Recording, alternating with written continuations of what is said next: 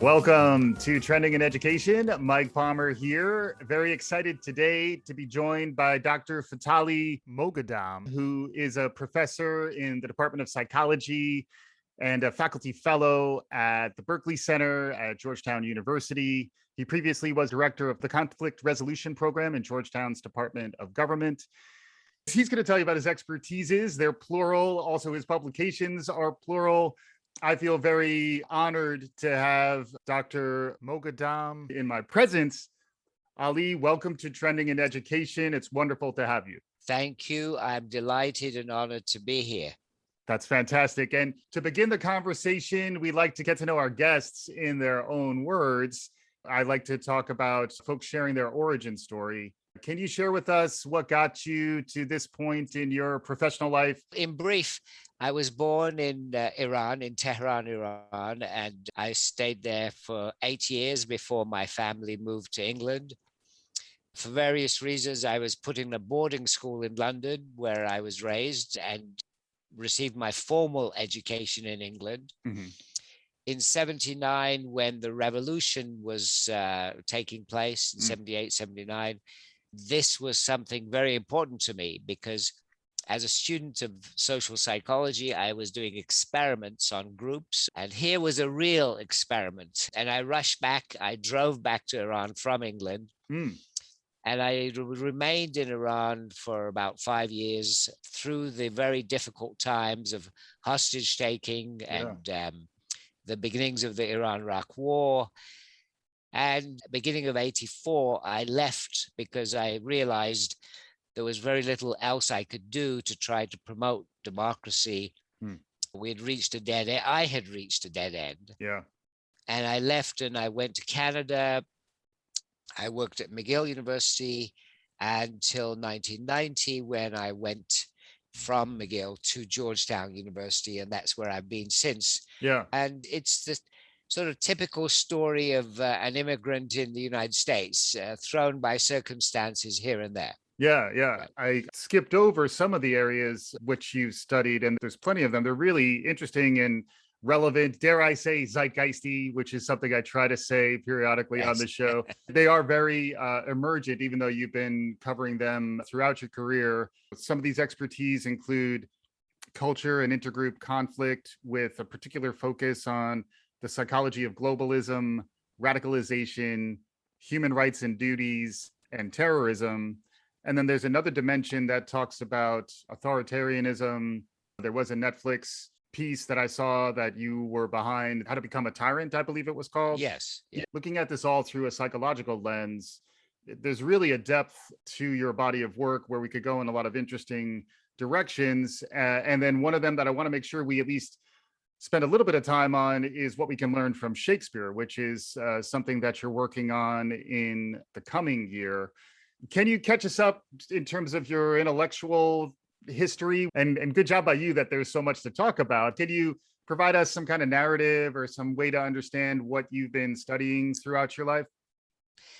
Yes, of course. I'm really an educator who started with experimental social psychology and doing laboratory work, and went back to Iran and was forced by circumstances to look at the real world in more detail and to change my perspective in many ways.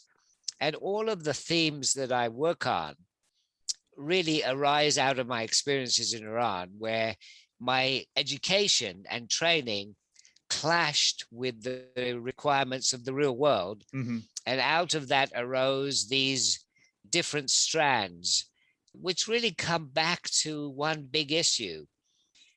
How can we achieve citizens who are supportive of democracy and who can sustain democracy? Right. And as a psychologist trained to do brief experiments, I've had to change my orientation and look at very long-term periods, because the question of how can we move towards what I call actualized democracy really has to be looked at in the long term. So I've been looking at what I call political plasticity, how fast and how much people can change politically. Yeah.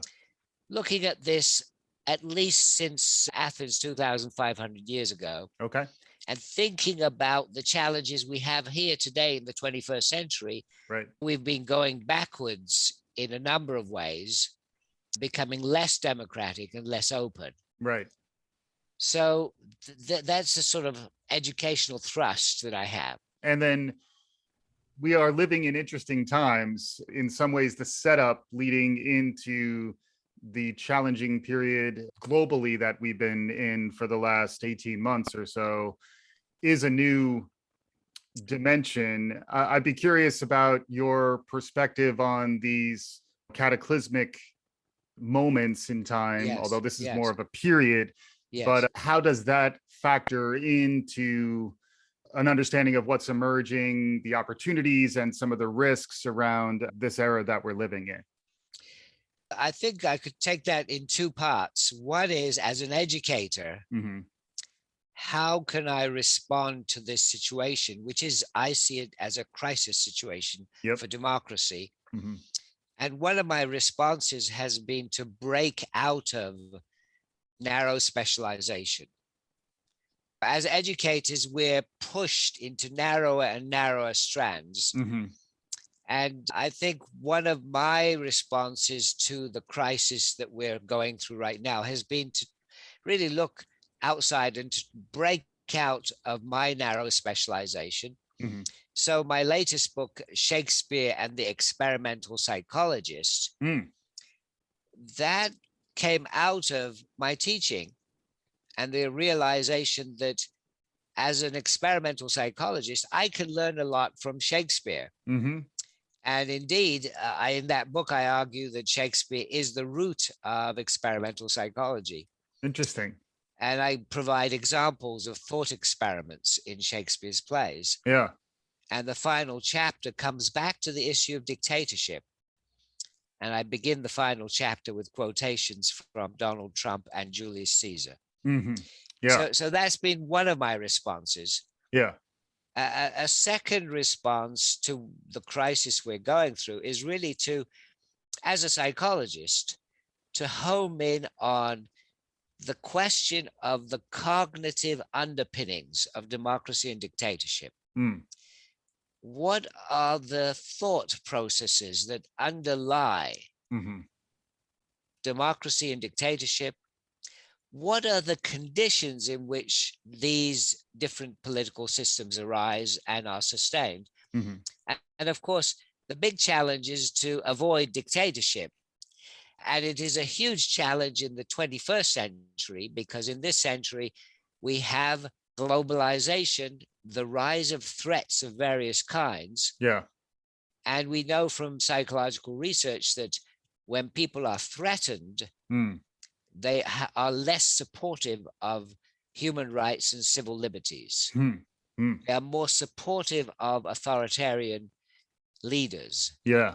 So this creates a particular challenge. And so I have worked on the psychology of democracy and dictatorship and published books on those topics. And I've developed what I call a springboard model of dictatorship.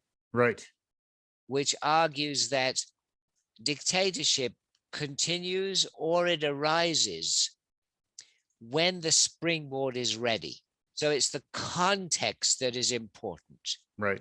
It is the context that we have to give priority to. As a psychologist, I would argue that there are, in terms of personality factors, always in all groups, individuals who are potential dictators. Mm-hmm. There's always a potential dictator in every group. Mm-hmm. But why is it that all societies, all groups don't turn into dictatorships? I argue it's because the springboard to dictatorship is not available all the time. When it becomes available, the potential dictator can use it to spring to power. Right. But of course, the potential dictator is not ineffective and inactive in bringing about the springboard. Right. The potential dictator can help to bring about the springboard, as I experienced in Iran in '79 when Khomeini Hmm. Once we had got rid of the Shah, Khomeini recreated the springboard, helped to bring it about, and launched himself into another dictatorship. Yeah. And we're seeing an increased occurrence of the conditions of the springboard.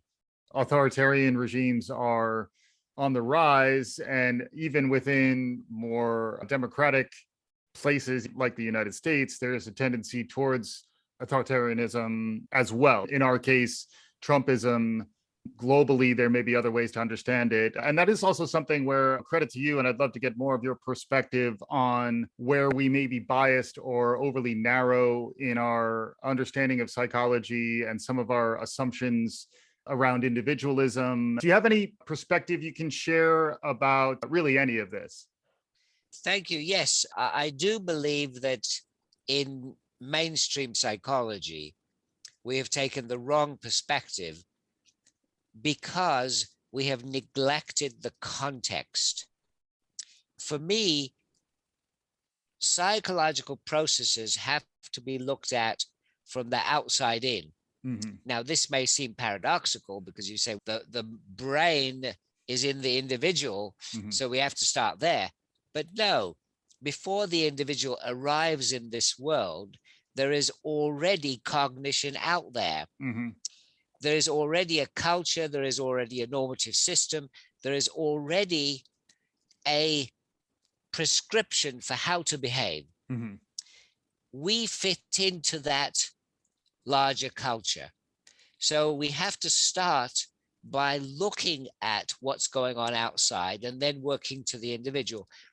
Of course, I'm not the first person to have this idea. Right. Vygotsky, Mhm. Jerome Bruner, Ram Harry, many people have had this idea. I'm just following this line and Yeah. arguing that in order to understand what is going on with democracy and dictatorship right now, we should not start with individuals. Mm-hmm. We have to start by looking at collective processes Mm-hmm. and the narratives and values, etc., that are shared collectively. Mm-hmm. As regards the trends at the moment, it's very clear that we are in a trend of declining openness, declining democracy, weakening democracy, Mm-hmm. and the rise of authoritarian strongmen. And this is, as you pointed out, not just in non-Western societies, it is Mm-hmm. also in the West. Right. And I believe psychologically, this has a lot to do with the increased perceptions of threats, different types of threats, Yeah. whether it's threats of Mexicans coming across the border, Right. Muslims invading us, Mm-hmm. all these threats. It's not just the West that sees these threats. In Islamic countries, they see the threat of invasion from anti-Islamic forces. Right. So you've got the rise of these extremist groups in Iran, in Afghanistan, Mm-hmm. in Pakistan. Mm-hmm. If you look at the Islamic world, including the largest country, Indonesia, where Mm-hmm. I've visited and given talks, in these countries, there is a perception of invasion from the West. Mm-hmm. So what we have is the mobilization of authoritarian, often nationalist, often religious groups Mm-hmm. against what they see to be threats from the outside. Yeah. And then thinking about this from the educational perspective, what advice would you give to educators, folks who are trying to design curricula, think about where the world of learning is going? It does sound like we are in a crisis in your perspective. When I hear crisis, I think there's time to take assertive action in Yes. support of positive outcomes. Can you paint for us what some of those might be for folks who care about learning and educational outcomes? Absolutely. Education is the solution in the long term. Mm-hmm. And this education, first of all, must avoid ethnocentrism. It must be education that looks outwards and trains young people to look outwards and see global trends, recognize that what they are experiencing in the United States is part of a bigger picture. So the integrated nature of our globe, the integrated nature of the international system, that's the first thing we have to teach young people. Yeah. That we cannot just build walls and say we're going to do things here apart from everybody else. So that's number one. Sure. A second very important mission for educators is to train people to go beyond categorical thinking. This I see to be the essence of good education, to train people to deal with ambiguities and the fact that the world is not yes, no, right, wrong. There are all these middle grounds that we have to work with, and we have to recognize them. My group is not all correct and your group is all wrong. Right. There has to be a perception that it's not categorical thinking that's going to lead us to solutions. And of course, this is very difficult to do in education. Very difficult to do. And it's a challenge for modern educators because the internet, the media, they're pushing us towards categorical thinking. And tolerance for ambiguity is something we have to build up. Yeah, that's fascinating. I was going right where you're going around the impact of media. There are new opportunities to be exposed to others as well, particularly in this context. You and I are not in the same physical space, but we're having a very engaged conversation, and that extends into small classrooms online that are being delivered well, seminar style conversations. Yes. There is something new emerging on that front. Any thoughts on the digital dimension and ways in which it is driving towards new connections across global lines? And then I think at the same time, there will still be that tendency, particularly within social media, to almost metastasize your echo chamber and filter bubble so that you're only being fed the reinforcing information that drives towards tyranny. I understand that. Any bright notes on the technological side? The bright note is that young people are using the media in new ways. For example, there are now systems in place where if you want to learn a language, you can make an arrangement with somebody. Let's say I want to learn Portuguese. I can make arrangements with people all over the world where I will speak with them in Portuguese for an hour. Right. And there's a payment system for all this as well. Sure. And I've seen young people use all this, and really great programs where they achieve better understanding of each other, etc. So there is that positive side. Yeah. We have to always remember that one of the principles of social psychology is similarity attraction. Right. So there is this tendency to want to interact with similar others rather than dissimilar others. And one of our challenges as educators is to teach young people that it's not just similar others you need to communicate with. Right. You need to also reach out to those who are dissimilar to you and to understand them. In my book, The Psychology of Democracy, I've laid out the 10 key characteristics of what I believe to be the psychological citizen who can support and sustain democracy. And one of the key 10 psychological characteristics of that citizen is the ability to learn from dissimilar others. So I think that is one of the challenges we have with the new technologies as well. Yeah. And there's both the technologies and then the behavioral mechanics of the technologies. I was just looking into some of the work the Wall Street Journal did about Facebook and was really intrigued by the behavioral design that goes in that rewards conflict and rewards provocative posts more so than balanced, measured, well-informed posts. How do you see us getting out ahead of some of these things? So you are looking at a broader perspective, a global one, and one that spans a longer period of time. There's a lot of concern now around the pandemic and global warming. Our educational system and the way we think about the future needs to transform itself relatively quickly. Do you have any recommendations in terms of where folks may benefit from looking, and ways in which lifelong learners can continue to get better and perhaps activate against some of what you're talking about? Yes, there is a whole area of research popularized by books like Nudge, Hmm. where we know we can make interventions, research based interventions to change behavior. Yes. And educators are well aware of this now. And what we need to do is engage in that area Hmm. of interventions, Hmm. because there are really a number of different motives working in that area. Yeah. One is certainly the good, positive motives of trying to get people to eat better, Yep.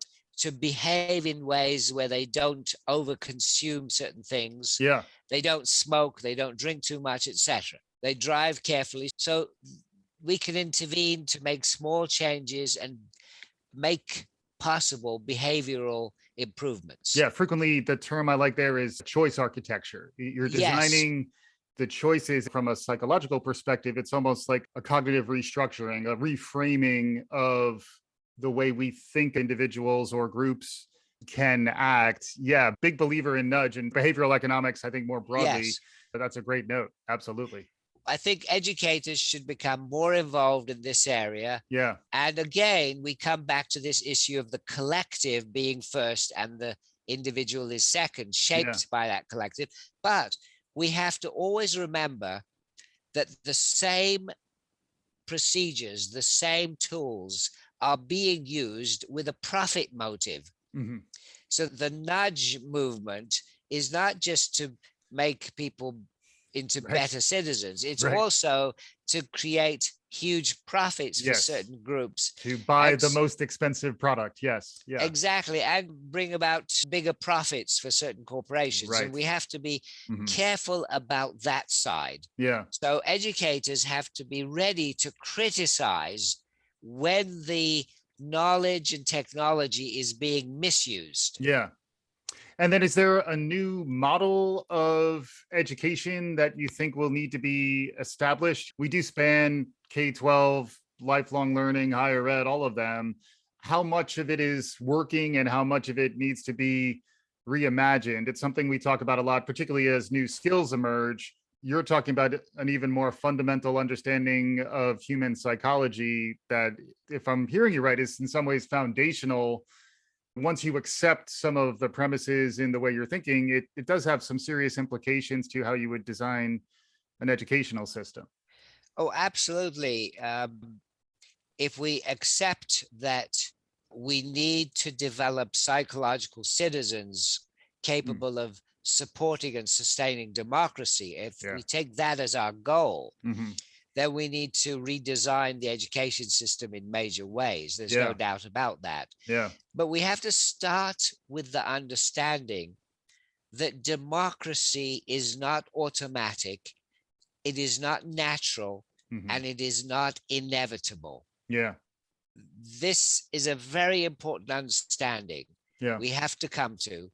Unfortunately, there are those in the education system who still believe in the inevitability of the end of history thesis, if you like, Hmm. that capitalist democracy is inevitable. Everybody will become that. Right. Right. I've heard this from educators Hmm. that we're all going in that direction. I believe that is total nonsense. There is nothing inevitable in history, Mm. not in the Marxist way, not in the capitalist way. Yeah. By the end of the 21st century, we could have all become a model of China in different ways. Yeah. See, the Chinese are putting forward a different model of society, Right. and they are saying our civilization provides a better system than the capitalist democratic system. Mm-hmm. And this is a competition. Mm-hmm. And there is no inevitability about who wins out. Yeah. So in education, we have to be very aware of this, and we must accept the responsibility of developing citizens who can help democracy win out. Yeah. Yeah. And I'm continuing to come back to Shakespeare. Are there any lessons to be learned in terms of the future of education or how to be a good teacher? Everything connects to Shakespeare in some way. And you've just Yes, written an yes. extensive book, but any ways in which you could connect any of this to some of what Shakespeare put out there for us? Oh, absolutely. I come back to this challenge we have as educators of breaking out of our narrow specializations Yeah. and looking more broadly. Mm-hmm. When I did that with Shakespeare, I discovered that, first of all, in a number of Shakespeare plays, such as Hamlet, there are these brilliant thought experiments. And if you look at the details of these thought experiments, they are really precisely laid out. And they're the kind of thought experiments that could be carried out in a psychology laboratory today. So in my book, Shakespeare and the Experimental Psychologist, I map this out. Yeah. Then I discuss examples of scientists and science where thought experiments are the key. And one example is Albert Einstein, who I consider to be the greatest scientist in the last couple of 100 years. Yeah. Einstein did not carry out actual experiments. He did thought experiments. Mm-hmm. He was so brilliant in his thought experiments, and we are still discovering the truth of some of his most important thought experiments. For example, black holes. Right. Over 100 years ago, here he was talking about this phenomenon. And I believe I'm right in saying that when he died, he wasn't sure there are black holes. Right, right. But here we are now talking about black holes as though they're concrete things. Yeah. So one of the things to keep in mind as educators, I believe, is we've got to be flexible in how we look at disciplines and specializations. And we've got to teach young people in a way that is not rigid. Sometimes as educators, we become protective of our turf. This is psychology and that is literature. Right. Don't mix up literature with psychology, and don't mix up physics with philosophy, and just keep them apart. Right, right. That is, of course, not a very useful way to do things. We have to train young people to think flexibly. Yes.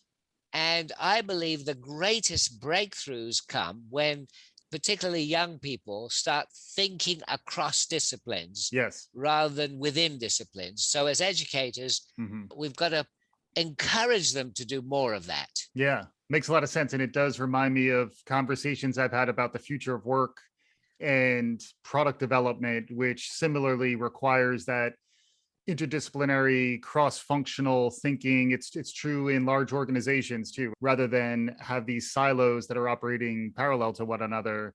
The organizational structures that win are those that are able to orchestrate across these specializations. Where do you look for inspiration these days? You have to have motivation in order to be able to convey that to others. What charges you up? What gives you the energy that allows you to continue to push others in a good direction? In getting charged up, I look not necessarily within our own time, look at Shakespeare. Yeah. This is an incredible inspiration. I look at authors in different languages. I also am fluent in Farsi, of course, my heritage tongue. And there is incredible inspiration to be gained by reading someone like Shakespeare and recognizing that here is somebody who is timeless, who is not limited to any one culture, and who can teach us about the world that we live in right now. So that is inspiration. Mm-hmm. And as educators, we should not be confined to a narrow discipline. And of course, we have to fight against the bureaucracy of our institution. Yes. The bureaucracy of our institution, which pushes us within a certain discipline and Mm-hmm. pushes us to think within narrow lines. Yeah. And this is bureaucracy. Yeah. I've also recently written a paper on the psychology of bureaucracy, which is on my website. Oh, wow. When I'm ready, that's one that I'm going to want to Yes. lean into. You're touching on another dimension of the educational universe, which is higher ed. Any thoughts on where it is today? The emergency response to go online a year ago, mixed bag. Now with the Delta variant still out there, folks are very on edge within higher education. You are within higher education. Any perspective on where higher ed is, and based on your work, where we may want to steer it? There's sort of two answers to that. One is the short term. And I think both K through 12 and higher education have really been struggling to meet this COVID challenge financially as well as anything else. So the short-term challenge is definitely there. We're trying to meet it as best we can. Yeah. There is the long-term challenge. And the long-term challenge for me is how can we better educate citizens who will be supportive of democracy and sustain democracy. Mm-hmm. And that is something that is far greater in challenge. Yeah. And one of the things that prevents us doing a better job is the bureaucracy of higher education. Mm-hmm. If you look at the statistics and look at the number of students, the number of faculty, and number of administrators hired, you will see that the number of administrators hired is dramatically higher than the number of faculty. The percentage increase has been so dramatic. Yeah. And when you hire an administrator, typically what you're doing is you're adding to the bureaucracy. Mm-hmm. Because that's what they are trained to do. They are trained to add more rules and then hire more people in the same vein. Yeah. So one of my goals would be to cut down the number of administrators in higher education by a huge margin. Mm-hmm. And I believe this can be done, but this is not a phenomenon just for the West. Sure. This is taking place all over the world. Mm-hmm. There are two trends that are global in higher education at the moment. One is extremely positive. That one is women given the opportunity to compete openly with men. Mm-hmm. They are doing extremely well. Right. And their numbers are increasing. Mm-hmm. That's a very positive trend. But a very negative trend is the increasing bureaucracy of higher education, the increasing number of administrators, the increasing cost of administration. And this is universal as well. Mm-hmm. And I believe it's going to lead to a crisis because the costs cannot go on like this. Yeah. And it's challenging when then the administrators are also those who are responsible for the budget. So they're more likely to protect roles that are like their own. I guess maybe there's a little intergroup empathy that would benefit in that context as well. Really fascinating stuff, Ali. We are getting close to concluding here. So I think we've touched on a lot of really heavy stuff. And again, a credit to you for all of your work. If folks want to find your stuff, where do you recommend that they go? My website, fathalimoghaddam.com. Has a lot of material, and that's a good place to start. We'll include that in the show notes for those of you who are interested. Can you bring this all together? It's a lot that we talked about, but if there's some concluding thoughts as we're wrapping up here, again, thank you so much for joining. A tremendous opportunity here for us to talk to you. But do you have any concluding thoughts before we wrap up? Yes, my concluding thought is that in education, and we're all educators here, in education, it is really much better to work in an open democratic system. I've worked in a dictatorship. It's not fun. Yeah. So we as educators, it is in our interest to really work hard to sustain democracy. And democracy is not going to be sustained automatically. It is not inevitable. It is something we have to fight for. We have to fight for it by helping young people to develop as psychological citizens capable of sustaining democracy. And that requires real hard work. Fantastic stuff. Dr. Fathali Moghaddam out of Georgetown University, Berkley Center. You can find all of his work on fathalimoghaddam.com, which we'll be sharing out as part of the show. Thank you so much for spending some time with us. Thank you very much. I greatly enjoyed it and I'm honored. Thank you. Awesome. And hopefully our listeners enjoyed this as much as I did. If you did, make sure you subscribe, write us a review, tell your friends. We'll be back again soon. This is Trending in Education.